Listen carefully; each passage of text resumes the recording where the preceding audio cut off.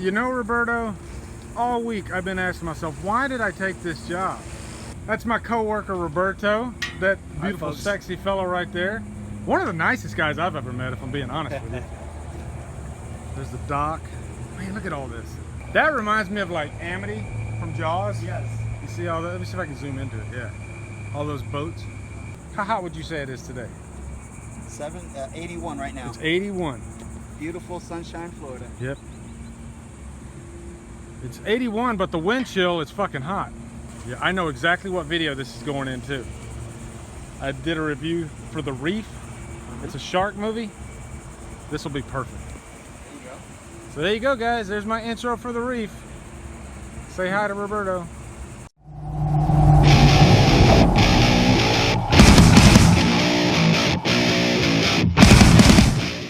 The Reef stars Damian Walsh, Howling, Zoe Naylor, and is directed by Andrew Traucki. What's up, guys? I just reviewed Crawl not too long ago. I'm really into this like creature feature mode right now, so I thought, why not review one that I haven't seen, The Reef. Among shark movies, The Reef is one that I hear mentioned the most, that I haven't seen anyway. And so I thought, hey, I'll go ahead and watch it. It's on Amazon Prime, so why not? Amazon Prime is amazing, actually. I watched like quite a few horror movies that I'm gonna review for you guys right off of Amazon Prime. One of them was Intruders too, so that one's coming real soon. Look for that review. But The Reef is an interesting shark movie, and I think it's one that was built up quite a bit. Like everybody said, this movie's amazing, it's great. It's good. I think it's good. I don't think it's the best shark movie out there. It's an Australian shark movie, and you know what? There are some really good things about it though. And one thing I do love to shout at the mountaintop is, you know, how you can make an effective horror movie on a shoestring budget. Because after watching this, I can tell that this was done on a low budget. You know, it just has that value to it. But that's not a bad thing.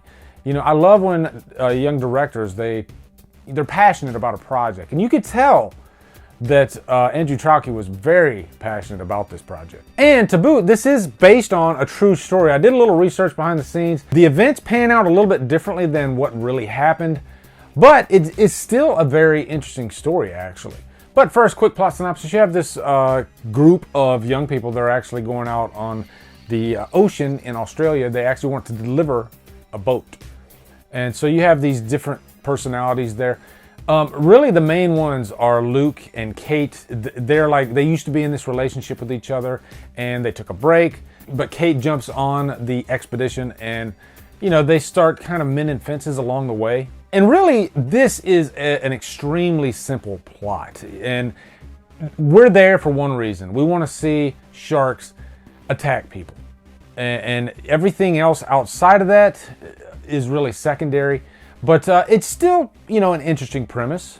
You know, there's some good performances there to keep us afloat, no pun intended. Once they're on the boat, they're having a good time. Life is great. And then all of a sudden, the boat capsizes.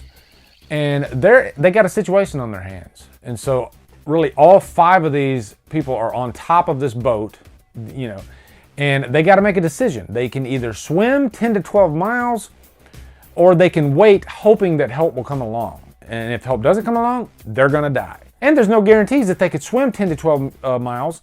And then all of a sudden, there are sharks in this water. This is shark infested waters in Australia. One of the members actually warns the other ones. He's like, I am not going in that water. There's no way in hell I'm going in that water. More power to you, but I'm gonna hang back.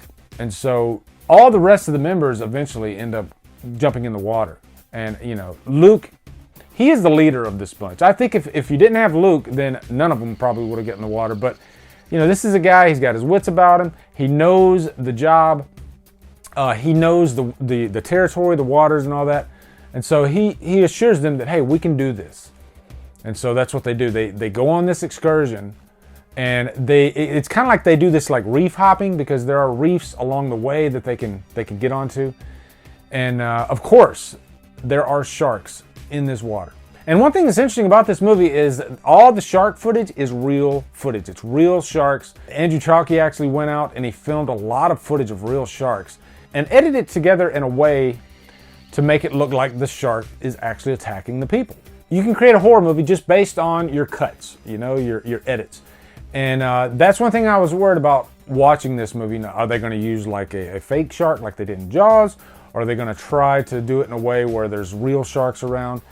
And how are they going to wow me? How are they going to make me like jump out of my seat? Because sometimes digital effects do work, you know, in situations like this where you can make the shark look like it eats the person. It's fun to watch. You know, The Shallows is a great example. Obviously, they used some digital trickery there to make the shark attacks look as real as possible. And it worked wonders. They did a great job with the Shallows. I think The Shallows is a much better movie than this, actually.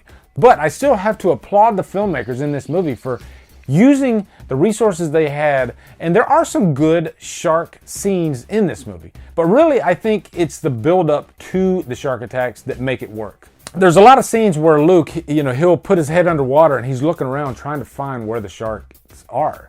And when we do see the shark, it's like coming right at the camera, much like in like Jaws 3. And so those are some pretty chilling scenes. You know, it's not the most effective, the most scary shark scenes out there, but I think because of the performances of the actors, you know, in these waters, I think it worked pretty well. And I got to give props to the actress that played Kate too, especially in the end. She does a really good job portraying fear. You know, there's quite a few scenes in this movie where she's got to like completely freak out. Really, all the actors have some great scenes in this movie. But you know, it's not that hard to emote, especially when you're actually in the water. And there are some dangerous animals in these waters, so I can see how they could get there. But you know, The Reef was a good time. It's short, it's to the point. Like I said, it's not the best shark movie out there.